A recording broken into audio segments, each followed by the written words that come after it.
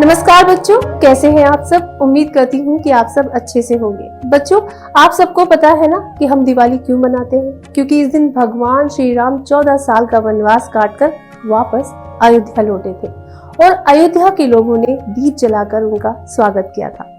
बस तभी से हर साल दिवाली मनाई जाती है। लोग मिट्टी के दिए जलाते हैं, देवी लक्ष्मी और गणेश भगवान की पूजा करते हैं, मिठाइयाँ बांटते हैं। लेकिन बच्चों, जो लोग विदेश में रहते हैं, क्या वो भी अपनी दिवाली इसी तरह मनाते हैं? क्या वो भारतीय परंपरा को ऐसे ही सेलिब्रेट करते हैं? चलो, आज मैं आपको अमेरिका में मनाई जाने वाली दिवाली की कहानी सुनाऊंगी। दिवाली की ये कहानी आपको एहसास कराएगी कि भारत की संस्कृति परंपरा कितनी मजबूत है। इस कहानी को ध्यान से देखो, बड़ा मजा आएगा।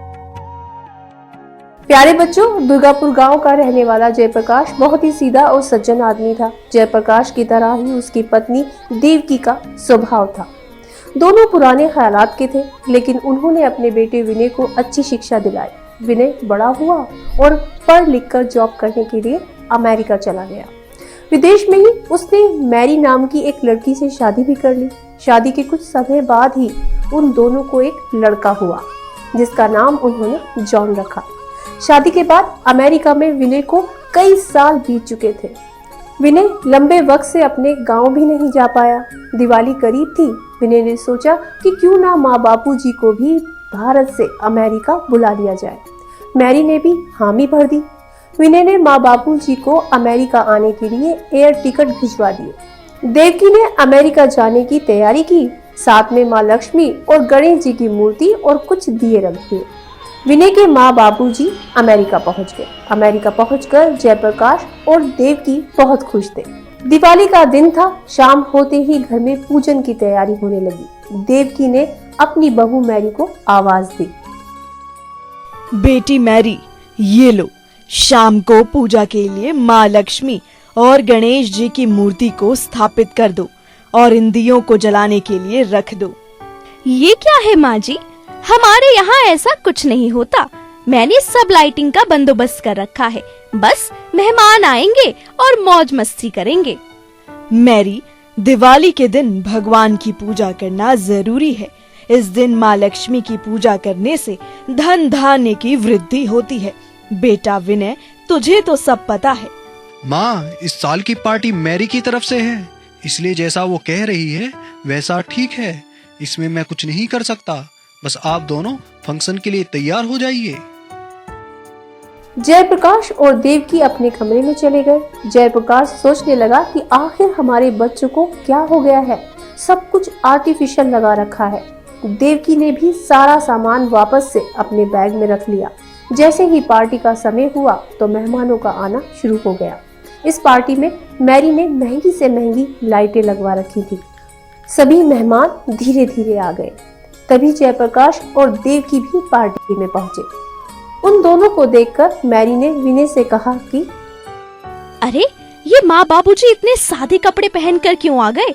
लगता है आज सब मेहमानों के सामने हमें शर्मिंदा होना पड़ेगा। मैं क्या करूं? माँ बाबूजी शुरू से ही सादे कपड़े पहनना पसंद करते हैं। लेकिन आज इतनी बड़ी पार्टी है, कम से कम आज तो थोड़ा पार्टी के लिहाज से कपड़े पहन लेते। खैर छोड़ो, तुम अपना मूड खराब मत करो और मेहमानों का स्वागत करो। देखो, सभी मेहमान कितने खुश लग रहे हैं। आखिर तुम्हारी लाइटिंग ने पार्टी में 4 चांद लगा ही दिए। विनय और मैरी दोनों मेहमानों के स्वागत में लग गए। जयप्रकाश और देवकी अपने पोते जॉन के साथ पार्टी में एक तरफ बैठ गए। थोड़ी ही देर बाद अचानक से सारी लाइट ऑफ हो गई। सभी लोग एक दूसरे की तरफ देखने लगे। सारी पार्टी में अंधेरा सा छा गया। वैसे तो सारी कॉलोनी में बिजली आ रही थी, शायद कहीं कनेक्शन में कोई दिक्कत आ गई थी। अब मैरी को बहुत शर्म आने लगी। मैरी सोच रही थी, आखिर इतनी महंगी लाइट खराब कैसे हो सकती है। थोड़ी देर के बाद कहीं से उजाला आना शुरू हुआ, लेकिन वो उजाला किसी बिजली का नहीं था। देवकी अपने हाथों में दिए को जलाकर एक थाली में रखकर ला रही थी। देवकी ने मैरी से कहा कि पार्क के चारों ओर एक एक दिया रख दो। मैरी के पास अब कोई रास्ता ना था। उसने अपनी सास देवकी के कहे मुताबिक दिए रखने शुरू कर दिए। देखते ही देखते पार्क के चारों ओर दिए ही दिए लग गए। पार्टी में रोशनी लौट आई। दियों की रोशनी आर्टिफिशियल लाइट से ज्यादा अच्छी लग रही थी। सब लोग खुश थे। मैरी अपनी सास से नजरें मिलाते हुए थोड़ी शर्मा सी रही थी। पार्टी में मौजूद सभी लोग देवकी और जयप्रकाश की तारीफ कर रहे थे। ये देख विनय और मैरी बहुत खुश हुए। मैरी को अपनी गलती का एहसास हो चुका था।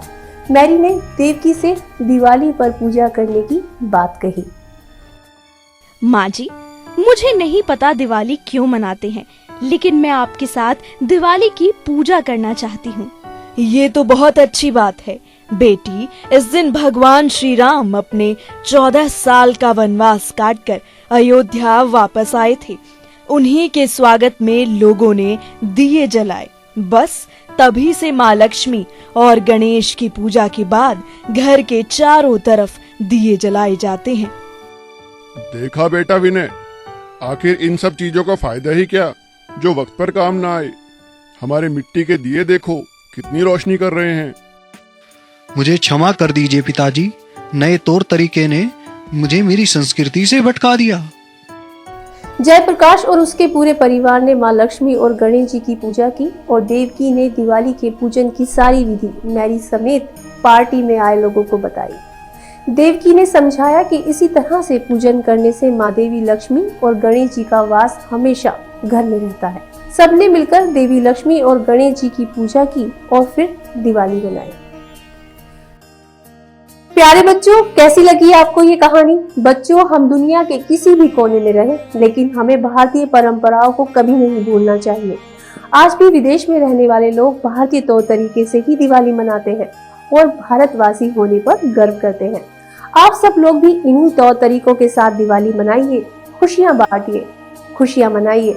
आप सभी को दिवाली की ढेरों शुभकामनाएं। नमस्कार।